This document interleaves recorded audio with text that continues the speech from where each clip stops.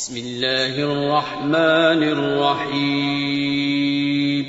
شروع اللہ کا نام لے کر جو بڑا مہربان نہایت رحم والا ہے۔ سبح اسم ربك الأعلى الذي خلق فسوى والذي قدر فهدى والذي أخرج المرعى فجعله غثاء أحوى سنقرئك فلا تنسى إلا ما شاء الله إنه يعلم الجهر وما يخفى۔ اے پیغمبر صلی اللہ علیہ وآلہ وسلم، اپنے پروردگار عالی شان کے نام کی تسبیح کرو، جس نے انسان کو بنایا، پھر اس کے اعضاء کو درست کیا، اور جس نے اس کا اندازہ ٹھہرایا، پھر اس کو رستہ بتایا، اور جس نے چارہ اگایا، پھر اس کو سیاہ رنگ کا کوڑا کر دیا۔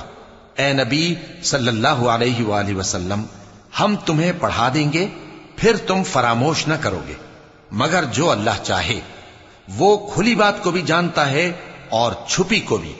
وَنُيَسِّرُكَ لِلْيُسْرَى فَذَكِّرْ إِن نَّفَعَتِ الذِّكْرَى سَيَذَّكَّرُ مَن يَخْشَىٰ وَيَتَجَنَّبُهَا الْأَشْقَى الَّذِي يَصْلَى النَّارَ الْكُبْرَى ثُمَّ لَا يَمُوتُ فِيهَا وَلَا يَحْيَىٰ قد أفلح من تزكى وذكر اسم ربه فصلى بل تؤثرون الحياة الدنيا والآخرة خير وأبقى إن هذا لفي الصحف الأولى صحف إبراهيم وموسى۔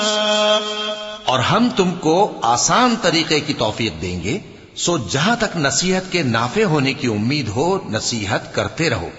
جو خوف رکھتا ہے وہ تو نصیحت حاصل کرے گا، اور بے خوف بدبخت اس سے کترائے گا۔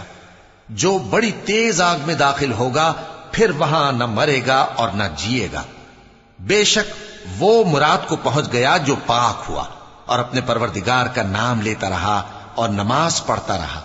بات یہ ہے کہ تم لوگ تو دنیا کی زندگی کو ترجیح دیتے ہو، حالانکہ آخرت بہت بہتر اور ہمیشہ باقی رہنے والی ہے۔ یہی بات پہلے صحیفوں میں بھی درج ہے، یعنی ابراہیم اور موسیٰ کے صحیفوں میں۔